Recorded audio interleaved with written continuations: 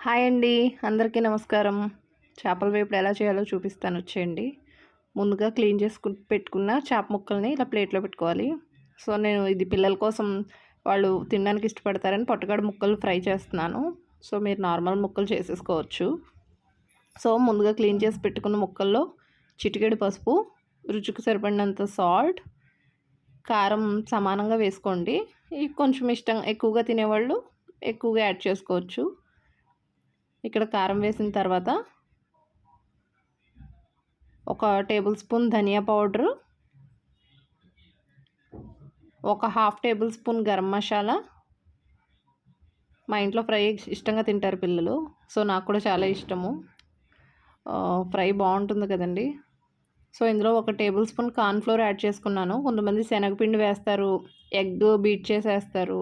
అవేమి అవసరం లేకుండా ఒక స్పూన్ కార్న్‌ఫ్లోర్ పౌడర్ వేసుకున్న మనకి రెస్టారెంట్ స్టైల్‌లో క్రంచీగా వస్తుంది. సో, ఇవన్నీ బాగా ముక్కలకి పట్టేలాగా పట్టించుకోండి. జస్ట్ పైన అలా మసాజ్ చేయండి, ముక్కలను నలిపేయొద్దు. ఒక టేబుల్ స్పూన్ ఆయిల్ వేస్తే ఈ ముక్కలకు అంటుకుంటుందన్నమాట బాగా. సో, ముక్కలకు బాగా పట్టేలాగా పట్టించుకుని అలా ప్లేట్లో పెట్టేసుకోండి. ఇవి ఎక్కువసేపు మ్యారినేట్ చేసి ఉంచాల్సిన అవసరం లేదు. ఒక 10 మినిట్స్ ఉన్నా సరిపోతుంది. డీప్ ఫ్రై కూడా చేయాల్సిన అవసరం లేదు. అది మీరు ఎక్కువ ఆయిల్ వాడము అంటే నార్మల్గా చేసేసుకోవచ్చు. నేను ఇక్కడ డీప్ ఫ్రై చూపించట్లేదు.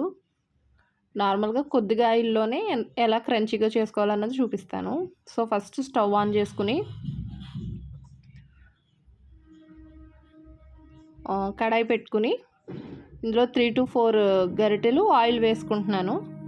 అలా అని మరీ లైట్ ఆయిల్ కాదు, క్రంచీనెస్ రావాలి కదా. డీప్ ఫ్రై మాత్రం చేయట్లేదు. సో, ఇలాగ నూనె యాడ్ చేసుకున్న తర్వాత నూనె బాగా హీట్ అవ్వనివ్వాలి. నూనె సరిగ్గా కాకుండా పీసెస్ వేయకూడదండి. కొంచెం బాగా మరిగితే నూనె పీసెస్ వేయగానే చూసారా ఎలా బుడగలు బుడగలు కింద వస్తుందో. నూనె బాగా కాగిందన్నమాట. సో, ఇప్పుడు మన పీసులన్నీ ఆ ఆయిల్లో డిప్ అయ్యేలాగా ఈవెన్గా స్ప్రెడ్ చేసేసుకోండి. మీడియం ఫ్లేమ్లో పెట్టుకోండి. ఇప్పుడు హై ఫ్లేమ్లో పెట్టుకోకండి, ముక్కలు మాడిపోతాయి, వేగవు. సో, మీడియం ఫ్లేమ్లో పెట్టుకుని మనం ఈ మసాలా పట్టించి పెట్టిన ముక్కలన్నిటిని సమానంగా ఓపెన్ పాన్లో వేసుకోండి. ఇరుకు ఇదిలో కాకుండా పరుచుకుని ఈవెన్గా స్ప్రెడ్ చేసుకోండి.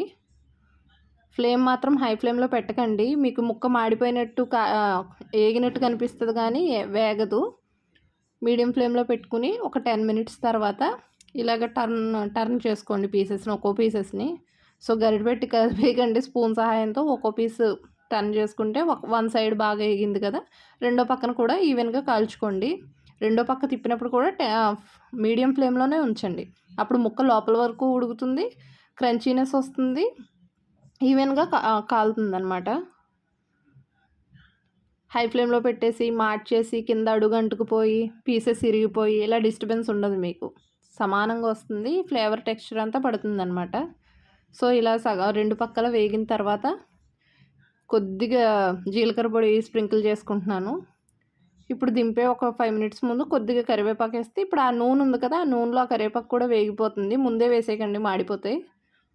అంతే, మన ఎంతో టేస్టీ చేపల వేపుడు రెడీ. మీకు కనుక నచ్చితే లైక్ చేయండి, షేర్ చేయండి, కామెంట్ కూడా చేయండి. మీ అభిప్రాయం నాకు తెలియాలి కదా. Thank you. సబ్స్క్రైబ్.